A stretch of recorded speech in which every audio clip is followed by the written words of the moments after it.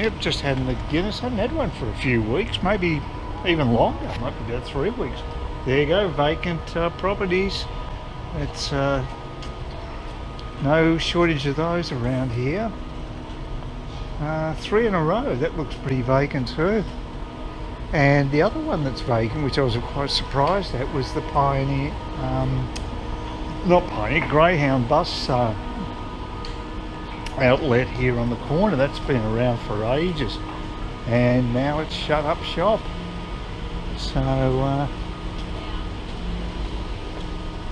yeah, businesses are doing it tough.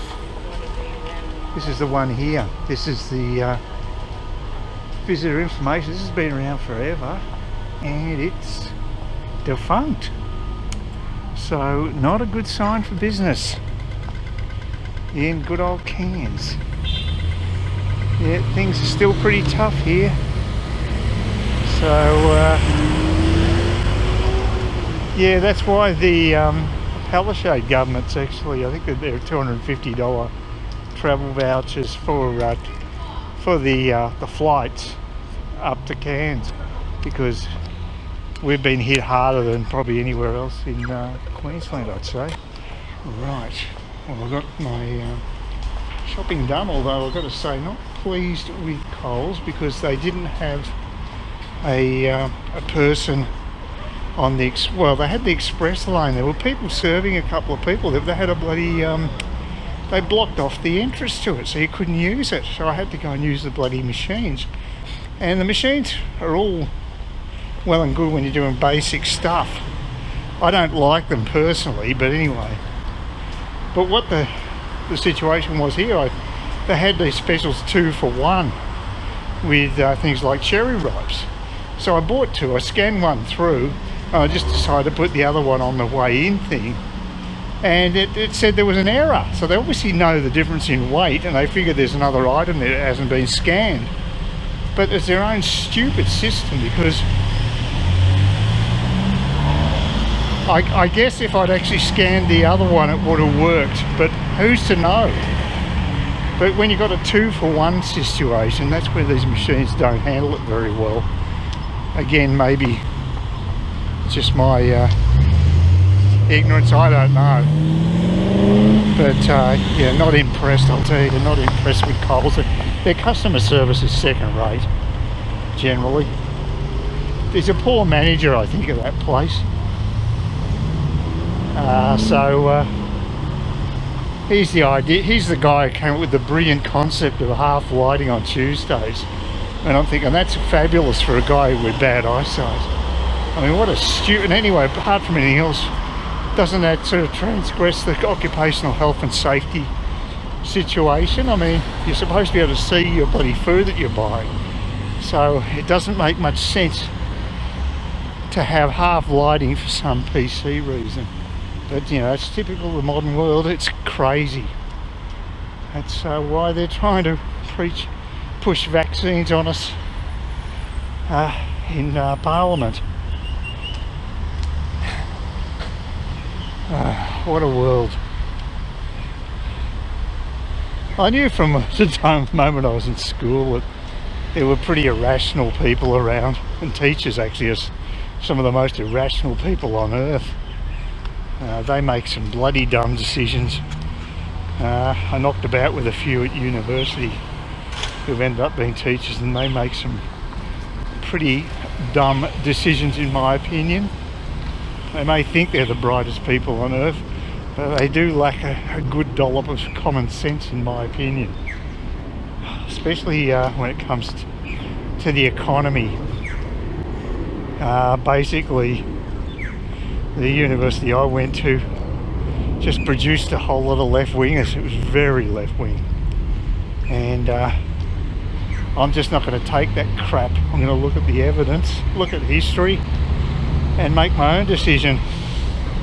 History has shown that open markets is what produces wealth.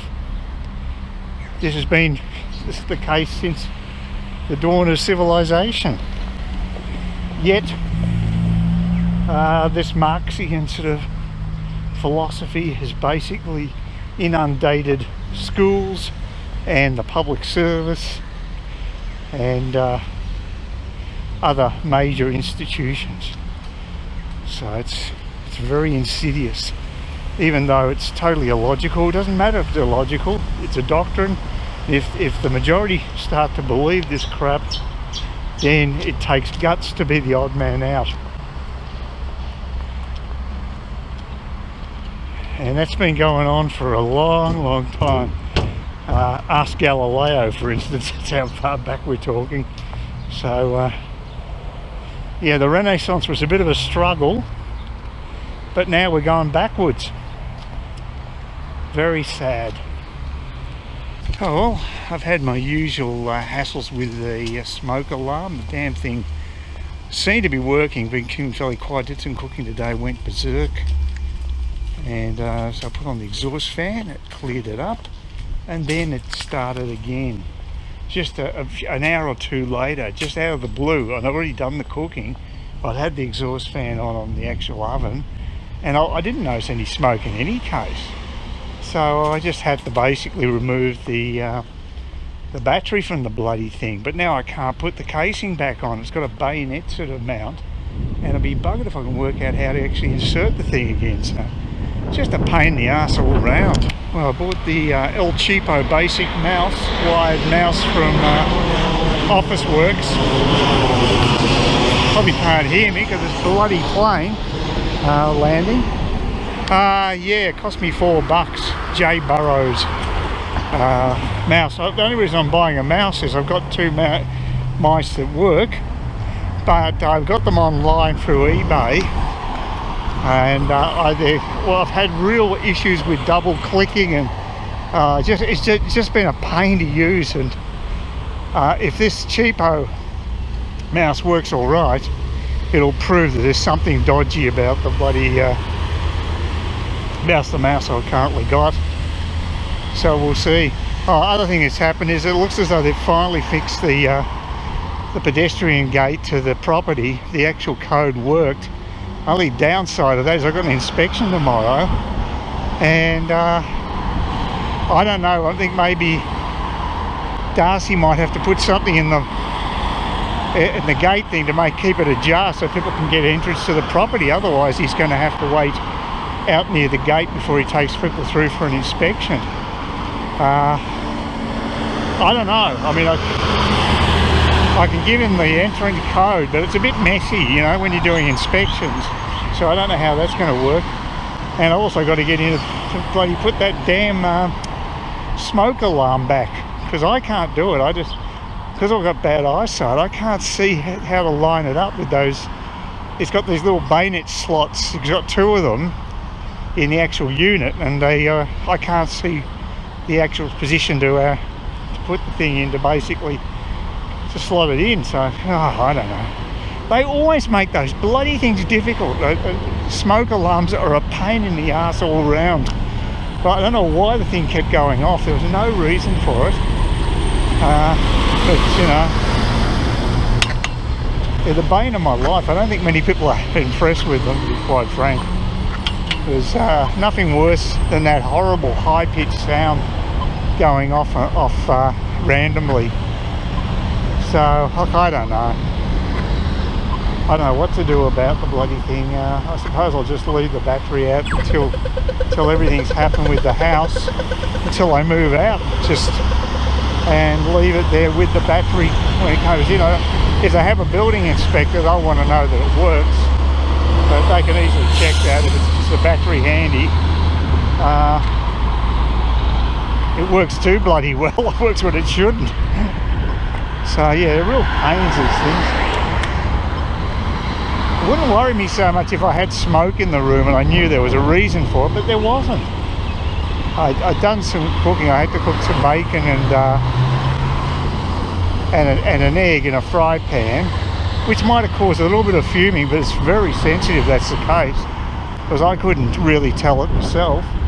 I just think it's a problem with it. I think it's actually got a fault.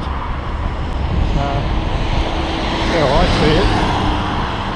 But anyway, hate the damn things, but it's just going to get worse. The legislation's becoming more onerous on the homeowners, and it's just going to push up costs and take more time with people. And again, I'll ask the question, has there been a spate of fires in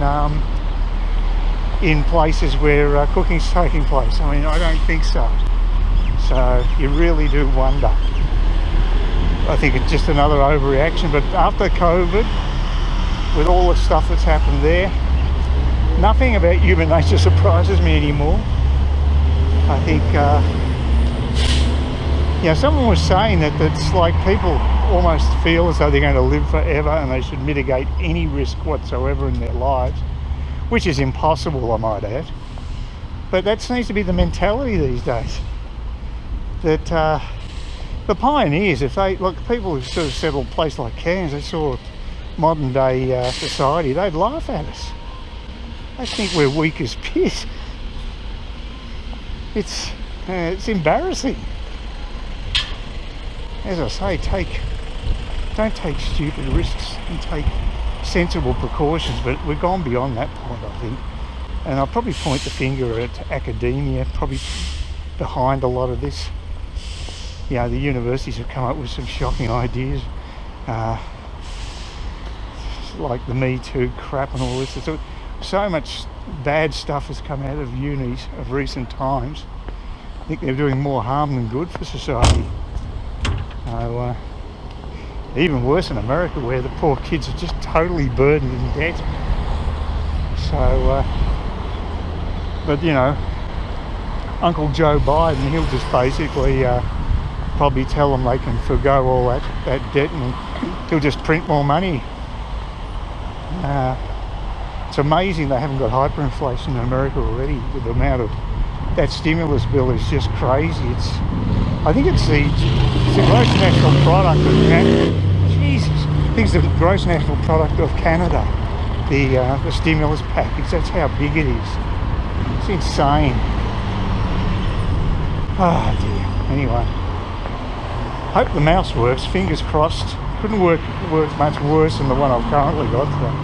So we'll see. It's very, very frustrating with these. I should have done this year. Should have done it 6 months ago. Very slack of me. Yeah, we'll see how it goes. Fingers crossed that it makes a difference. Right, it's Saturday, the big day. It's all just after midday. Just spoken to my agent. He's actually getting the assistance of another agent to help him with this particular inspection. Didn't know they cooperated like that. So there you go.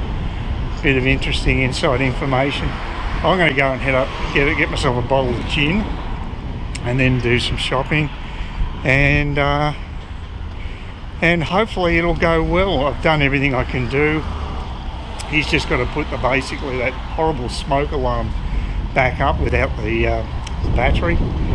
But yeah, it should present pretty well. We'll see how we go. I just went to First Choice, got myself some more beef eater. God, it must be a biking convention today. A lot of motorbikes out and about. Yeah, so basically if the inspections are bust, then I can drown my sorrows with G&Ts tonight, so I suppose that's something. $42 pretty reasonable, so good value there. But the inspection will be taking place right now, from right now onwards, and fingers crossed. Apparently there's a couple of people that contacted Darcy prior to the inspection, so hopefully they'll turn up, but you never know. People have all got other competing interests in life, but we'll see. So hoping it all goes smoothly and there's a bit of enthusiasm, and someone is foolish enough to offer me a huge sum, but I'm not going to hold my breath on that one. This is the first round. It depends the type of buyer. It could be someone who wants to lowball him, and he has to work hard to keep pushing up the amount they're going to pay. It's busy here. Please consider subscribing to my channel if you think there's anything there of use to you, or entertainment or whatever. And either do that or give me a thumbs up, or if you're feeling really energetic, do both. That'd be great.